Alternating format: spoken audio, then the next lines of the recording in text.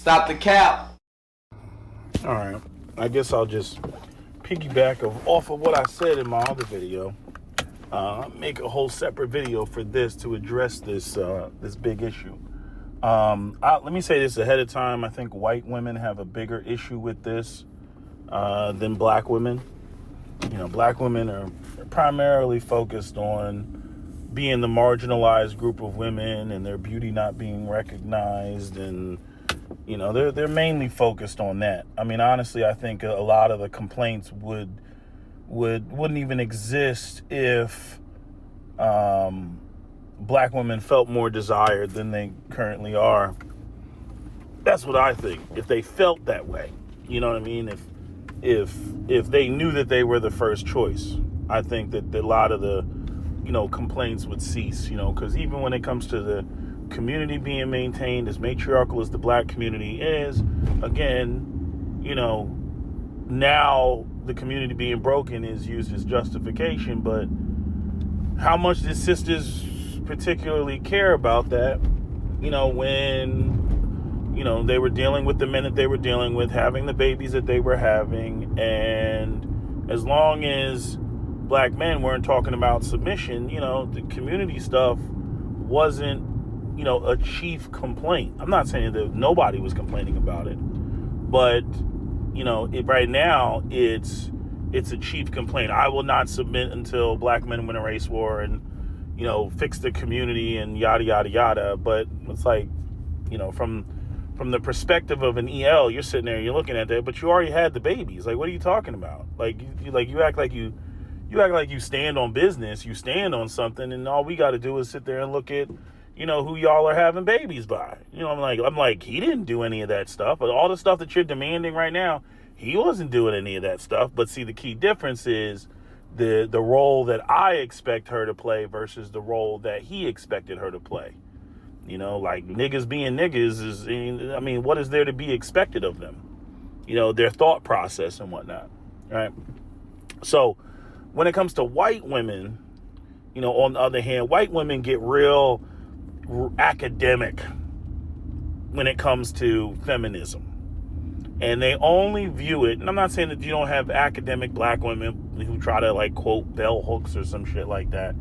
But black women are more focused on intersectionality when it comes to the patriarchy and racism and all that other stuff. White women, on the other hand, white women like to cry and claim that patriarchy is just exclusively oppressive to women, and then they try to get other races of women to jump on the bandwagon when patriarchy has benefited white women. White women are in the position that they're in because of white patriarchy. So white women are like some of the most ungrateful bitches, you know, the planet has ever known. But you know, the white women, they typically come with the, you know, women's suffragists, and there's other shit that goes on in the background. Like, for example, white women, you know, you better believe that white women are upset at the fact that black men got the right to vote before white women did. That it was more important, you know, for white men to maintain patriarchy than it was for them to extend the right to vote to women, right? Now, like I said before, women voting, I'm not going to say women shouldn't vote, but the reality is that when you have a system of classism, and if you have women who are voting against the economic interest of their husband, when their husbands are the breadwinner, it basically nullifies their vote. So that means that the working class and the proletariat cannot challenge the system effectively because, you know, because of the fact that, you know, the oligarchs are operating in unison while the men and the women are voting in two different directions. She wants one thing, he wants another. She doesn't support the very thing that actually supports her through her husband, right? Then you get the women that, you know, they obviously want their whole independent thing and whatnot, right? So that's like where we are now. But the main thing, I need to just skip to like the heart of this video. The main thing is that feminism, modern white female feminism, does not examine female nature. That's the problem. It does not examine female nature. And female nature, like I hear all this stuff, oh, we need to end the competitive patriarchy. Okay, are you going to date the men that are not competitive? And then it's crickets, right? We need to end male dominance, right? But all of you go on social media and you click that you want, you put the filters on that say you want a man that's over 6 foot. Why? We have guns now in society. Why does a man need to be over 6 foot? A guy who's 5'2" and has a Glock 19 can put down a man who's 6'5" and 300 pounds, right? You know what I'm saying? So what do you need a man with muscles for? Oh, we just like it aesthetically. See, like, again, female nature. You know what I mean? There's male nature. Men like certain things, you know, as it pertains to women, right? But anything that men like is a part of the evil patriarchy. Anything women like, you know, that's just what it is. And you men need to meet whatever the criteria or the standard is of what women want. And I'm like, that's going to keep men being competitive. The feminists are not trying to date broke dusties. Right? Feminists, they don't care. Again, women don't care how you get your resources. They just want you to know, they just want to know, do you have it? They don't care how you get it. And so female nature, like, facilitates the very patriarchy that they fucking despise. Because they're all in pursuit of who's the alphavist of the alphas. That's what women want. And then they'll sit there and they'll talk, you know, from like this purely academic standpoint, talking about, oh, why can't we make the world more egalitarian and equal and this, that, and the third? Is your vagina egalitarian? Are you out here giving out egalitarian pussy? Or are you gauging men based off of, you know, who's the most capable, who has the most resources, you know, who do you think has the best genes or some shit like that, based off of their competitive nature and the survivability of your offspring? Your vagina is fucking competitive. But yet somehow you think that you're going to go and you're going to get, you know, men that are not going to be competitive. I'll tell you right now, men don't give a fuck about anything that does not equal pussy at the end of the day. You know what I mean? Like people will sit there, and I had to have an argument with somebody about something. They were talking about men, different races of men, and how, you know, they think black men are obsessed with pussy. I'm like, pussy is the first step. After you get the pussy, after you have the children and all that other shit, then you start thinking about stuff as an older man. Like, what do you think is the driving force for the freaking men in Congress or some shit like that? You know, these old white men. What do you think you think it's pussy? You know what I'm saying? You know what I'm saying? Old men's driving force is not pussy, it's power. So, pussy gets them in the door. You know, and then they want to acquire more and more. You get into the routine acquiring more and more, and you got, you know, your kids are growing and you're subsidizing them and supporting them and everything. And you need more and more and more and more and more. All that shit. But without the initial injection of beauty, femininity, sexual access, reproductive access, you know, again, I mean, why do you think all the white nationalists want to control white women's vaginas? Because they can't continue white supremacy without the white women's wombs. The whole concept of maintaining power and hegemony and all that shit ends if you're not reproducing.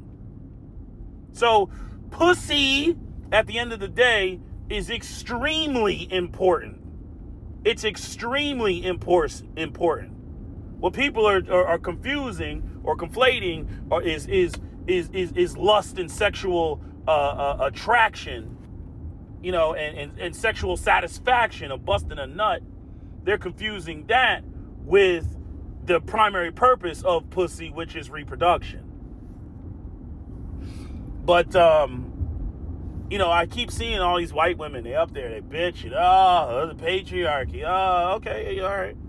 Are you about to get with non-competitive men? Right? In this new egalitarian paradigm that you want to drag everybody into? You know, is that what you're going to do? I already know the answer to that. The answer is no. Women are going to make the 1,000,001 arguments of why they don't need to do that, and all of them should be able to be with Idris Elba or Chris Hemsworth. That's what women are going to say. They all got to be, handsome, muscular, tall men, and that's what we want. And they also have to be rich. And, I just, sit on a couch and, buy shit off of Temu. Right? I mean, that's the reality. So, I just wish that when women are sitting around talking about, the ending the patriarchy, that they would talk about it from the standpoint, or at least acknowledge, the things that women would have to change in order for that to happen. Because there is no such thing as, egalitarian pussy. That doesn't exist. Women are not out here dishing out charity pussy. You know what I mean? They sit there, they'll look at a guy, they'll tell a guy real quick to his face that he's a loser. You know what I mean? I mean, look at all the incel shit. I mean, women are quick they'll sit there and say, smash the patriarchy, but they are quick to throw up insults at men based off of patriarchal failure. If you've failed in the patriarchy, they are quick to throw that up. I'm like, how are you trying to eliminate patriarchy at the same time you're using patriarchy as the standard by which you measure and gauge whether a man fails or not? That's contradictory. If you're going to toss it out, you're going to have to toss it out completely. But I already know that women aren't going to do that, which is why, the whole end patriarchy shit doesn't work. It's never going to work. It's never going to work.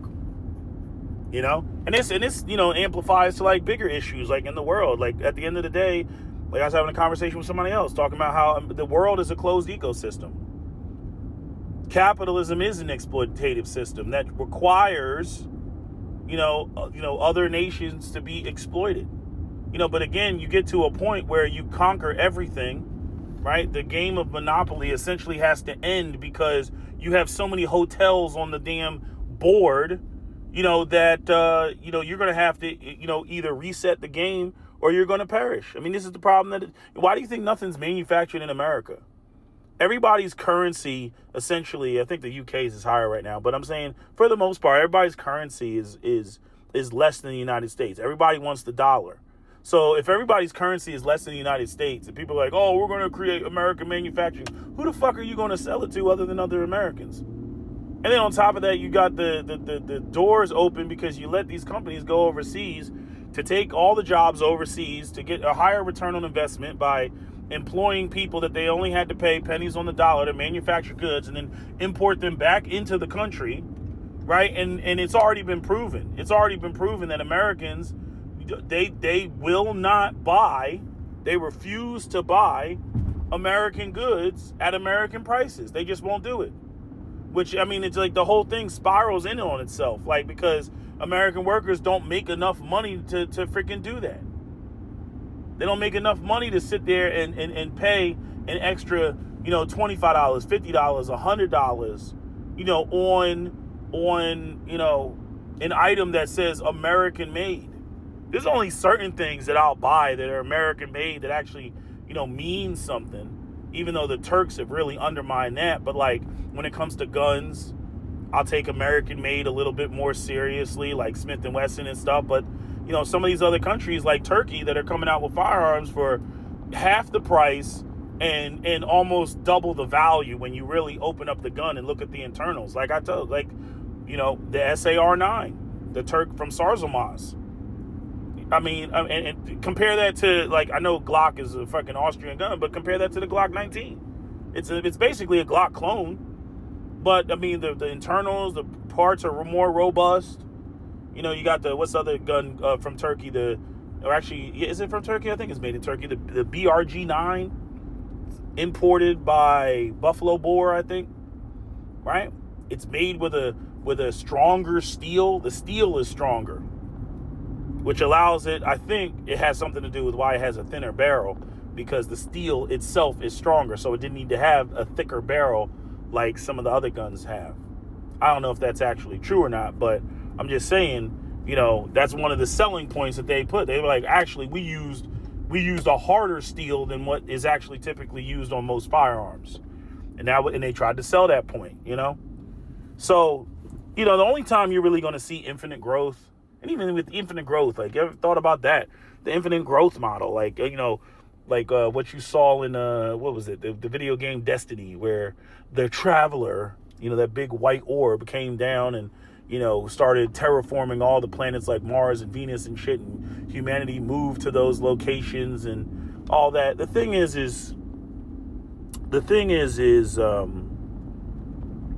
you know, if you have infinite resources, like somebody was talking about, they were talking about this asteroid out there in space that they said, oh, it has more gold on it than like the entire Earth or some shit like that. And I'm like, yeah, and if they took all that gold and brought it to Earth, the value of gold would plummet. You know what I mean? It's supply and demand. I mean that's what it is. Supply, you know, and demand.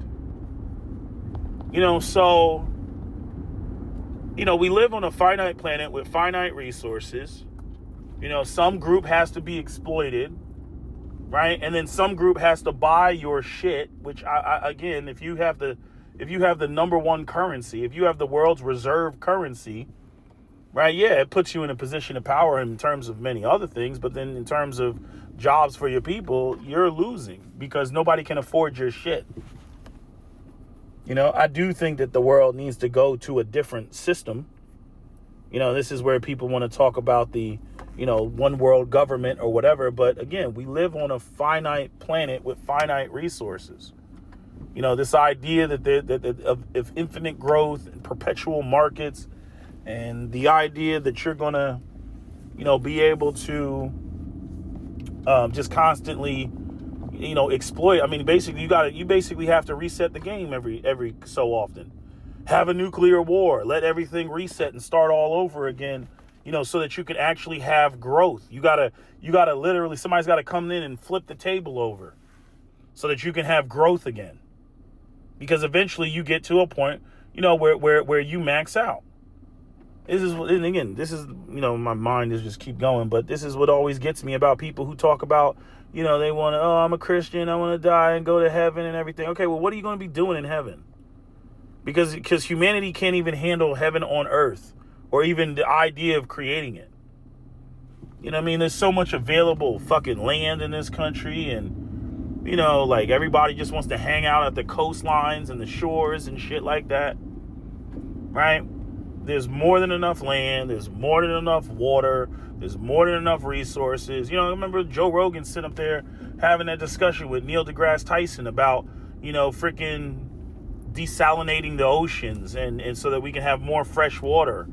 You know, and Neil was telling him, it's the money. It's the fucking money. It's just money. You know, it costs more money, more energy to freaking use electrolysis to break up the water molecules, you know, than it does to get water from other sources. When it becomes economically feasible, then somebody will do that. But until then, nobody's going to do that. Right? So and Neil always talks about this, like how humanity is hindered by its fixation on money. Everybody wants to talk about aliens, you know what I mean? Again, do you think the aliens that got the spaceships are floating around, sitting there saying, I'm not going to do this and I'm not going to do that because you haven't given me enough galactic credits? Or do you think it's like everybody can have whatever they want? And then how do you prevent like shit like gluttony? How do you prevent somebody, okay, free sushi? You know, how do you prevent the people that are going to go in there and like hoard everything? You know what I mean? Like, is hoarding a part of humanity? Is that why people have to be regulated? Is that why we need currency? Because, you know, people look at the humanity like the fucking the Morlock in the time machine, in the 2001 time machine with who was the guy that played the actor? I think it was Val Kilmer. Was it Val Kilmer? Who played the actor? I think it was Val Kilmer. But anyway, you know, it was like, you know, the Morlock was like, you know, if we didn't control them, they would consume, you know, our resources within a month. You know, we developed our cerebral abilities. Go watch the clip. Go type in the Morlock time machine, you know, where he was like, who are you to question 10,000 years of human evolution? Which, ironically, the funny part is all these evil people in these movies, the fucking vampire, you know, king and fucking underworld and shit like that, that was always talking about the abomination between the werewolves and the fucking vampires and shit like that. I killed my daughter because she had an abomination in her womb. They always talking that shit. Notice it's always that it's very representative of how white men actually think. It's very reflective of that. Concerned about them maintaining position, maintaining their power, continuing, the bloodline, continuing, the wealth transfer, the hegemony, all that shit.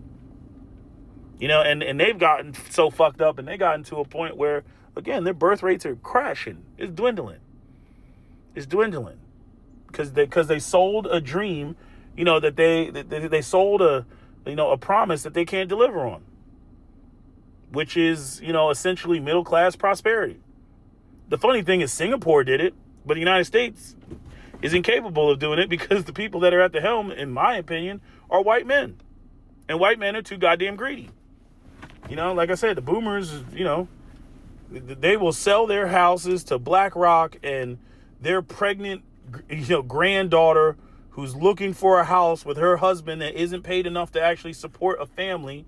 And inevitably, they're going to end up in divorce because she's going to start bitching. He's going to feel emasculated. And then he's going to fucking break up with her. And then your kid's going to grow up in a mothered home and shit because they can't get along because he can't provide. She's like, I can do bad all by myself. Oh, yeah, bam. I mean, talk about turning the white community into the black community. That's what y'all are doing. Like y'all think that we're like, some different species or some shit. No, I told y'all. What did I say when I came on the internet? I said the black community is the canary in the coal mine. Everything that affects us will eventually affect white people. And they just want to downplay that and ignore that. I'm like, okay. I'm like, if you want to be Delulu, and now it's coming to fruition. This system of exploitation of the global South, it does not work.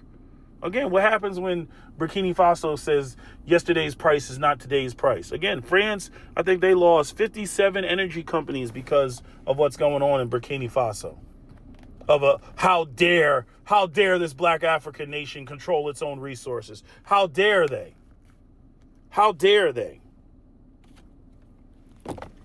Meanwhile, France is still extracting, $500 billion from Africa. Hold on a second. I don't know what the future holds, but, as far as I see, this shit is not sustainable. The white community is, you talking about, a future, the next, who's going to be the next trillionaire? Like, who the fuck needs $1 trillion? I see videos on YouTube come up like, AI revolution is going to bring up the next trillionaire. And like, is that going to improve the lives of everybody else on the fucking planet? There's no discussion about that. They're just like laser beam focus on, who can literally generate imaginary value with all the speculation that goes into AI and shit like that. I haven't seen anybody talk about anything of how it's going to benefit humanity. Which means if it doesn't benefit humanity, birth rates are going to go down. You would think that would be a number one priority with white people, that they would be super concerned about that, but they're not concerned about that, at least not right now. Not based on their actions. They're still like full steam ahead with AI and all this other shit. Yeah, because they're trying to outcompete these other groups. Because whoever comes to AGI first, whoever creates God first, apparently that's going to give them magical powers that's going to allow them to do what exactly? Okay, have more effective military drone interfaces. Okay, fine. But beyond that, at that point, you don't even have human beings fighting anymore. It's like that movie, what's that movie, Ender's Game or something like that? Where you had the kid and he was in charge of the drones and thought he was in a simulation. And then at the end of the movie, they found out that they weren't in a simulation, that they were actually fighting real aliens, and that he genocided a whole like ant race. Right? It's kind of like that, where I'm getting distracted right now. I'm saying at that point, it would just be humans fighting, robots fighting robots, drones fighting drones, until you run out of actual drones. Just it's like mutual annihilation. Again, if the world blows up, it's going to be because of white people, man. If there's a nuclear holocaust, it's going to be because of white people.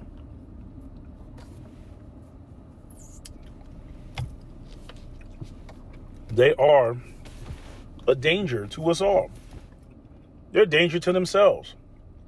Like this shooting up there in Minneapolis. I'm looking at the comment section, and I'm not saying it can't be somebody who's non-white, but y'all are the ones that like to throw around, ooh, it's pattern recognition. All of a sudden other people aren't supposed to recognize that typically when it comes to especially shooting up a religious institution, it's the white boys that do that shit. It's typically white guys that do that shit. I need you to hold your own nuts.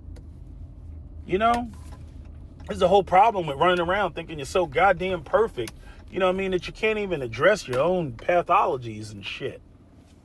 Which translates all the way to the fucking top when you all do get in positions of power, which goes into my other video about why some of these white women end up resenting white men, even though they've been running around as the beneficiaries of white men's evil deeds and shit, and they've been the first teachers to these so-called evil white men. They've been the first teachers to these motherfuckers. But now they want to wash their hands of it because there's no benefits coming. Because the white elites are not sharing the wealth. Like I said, I've had to reevaluate white supremacy multiple times. Because, what the white elites are doing is not white supremacy. It's them being supreme. It's elite supremacy, but it's not white supremacy. White supremacy would be like, okay, here's what black people supremacy would be. Black supremacy would be white people get all the shit jobs. Black people have, racial housing covenants, equity in homes only go up in black neighborhoods. Black people get all the really good jobs. Universities only let in a small minority of white people in the university. Police forces are all black. And the wealth would be distributed in a way that facilitates black population growth to maintain a black majority. Like, that's how it would be set up. But that's not what the white elites are doing. White elites are hitting young white people with the reason you can't afford to have kids is because you buy too much avocado toast. You spend too much money at Starbucks. That's what the problem is. They're not out here giving out white discounts. And then you got Trump up there. I told you, they're going to do the same thing that they did to black people. Personal responsibility. Bootstraps. Here comes Donald Trump. Oh, we got to increase the birth rate. Oh, well, Donald Trump, what are you going to do about the birth rates? I'm thinking about a $5,000 tax cut, tax break, tax incentive, $5,000. You know how much a birth cost? Fuck the birth. Let's talk about prenatal care. You know what I mean? So, like I said, like, when it comes to white supremacy, when it comes to white people, I mean, they're not doing any other things that you would logically think that a white supremacist would actually do.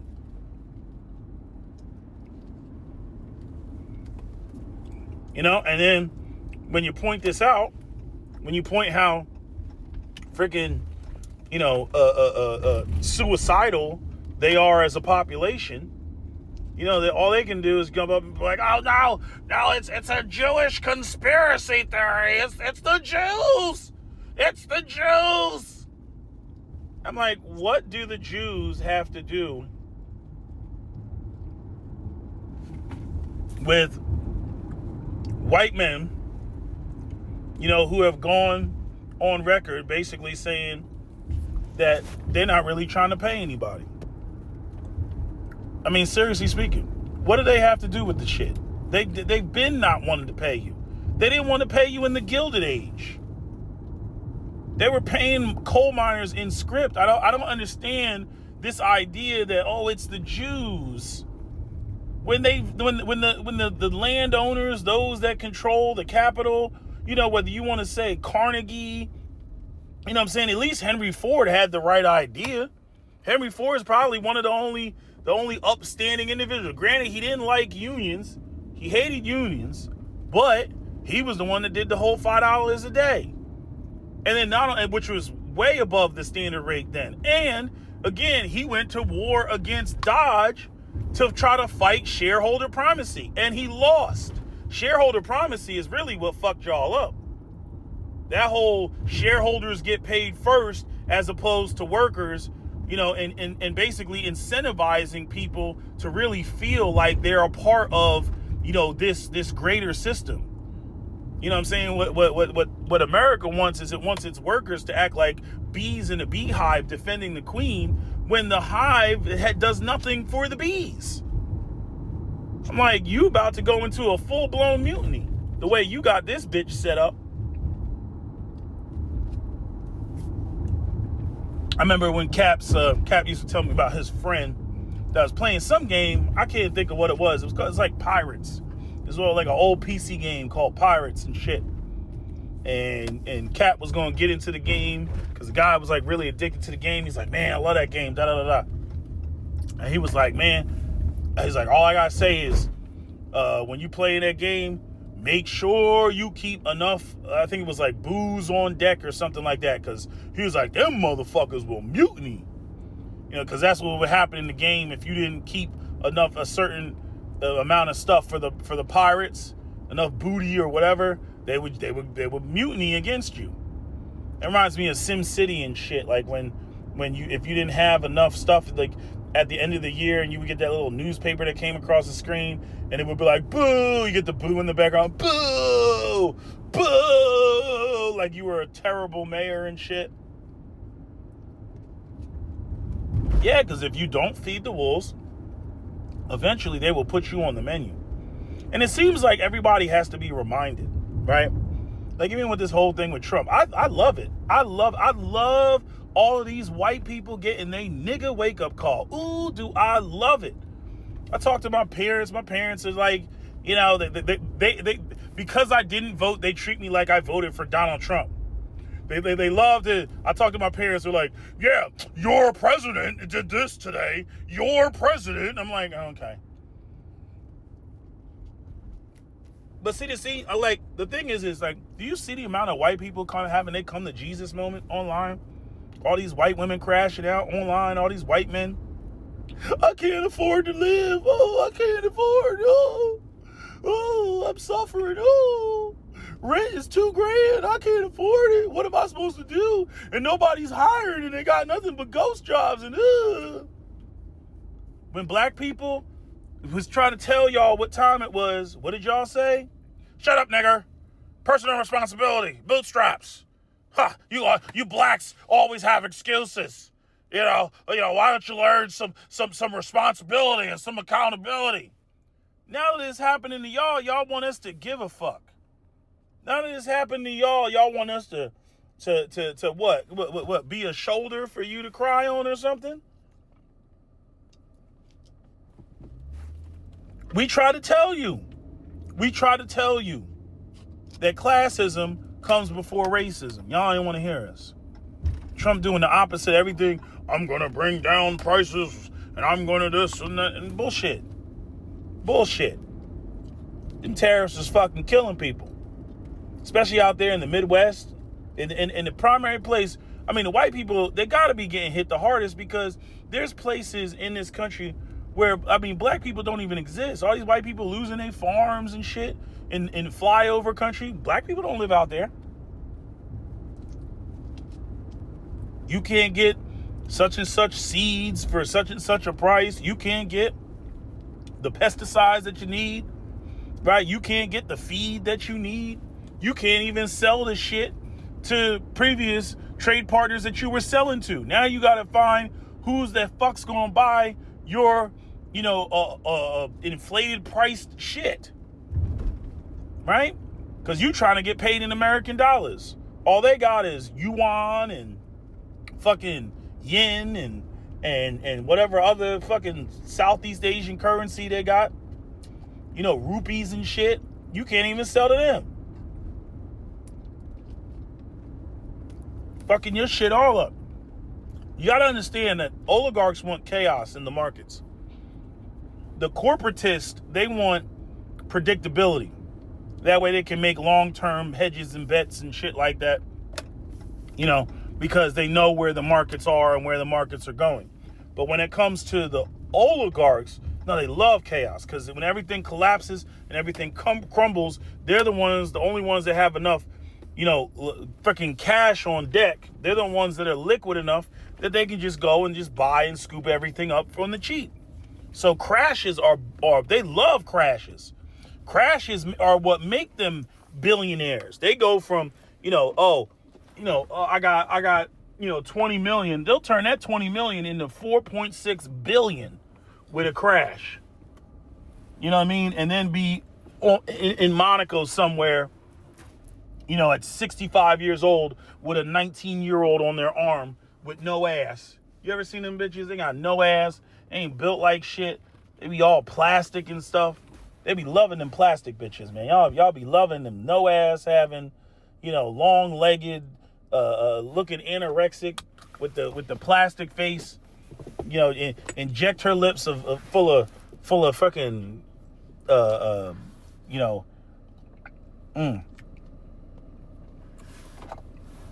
of lip fillers so that they can look like a black woman that you hate so goddamn much. This shit is weird, bro.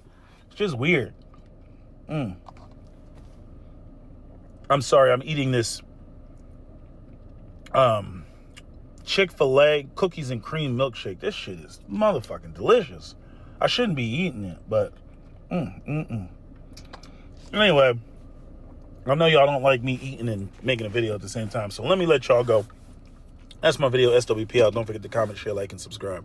On the scene, diamond blingy whole screen. Checkerboard Louis V. I'm so fresh and so clean. Stuff them bands in my jeans. Slap them 30s in them things. Pull the trigger, let it sing. Then go smoke a Russian cream.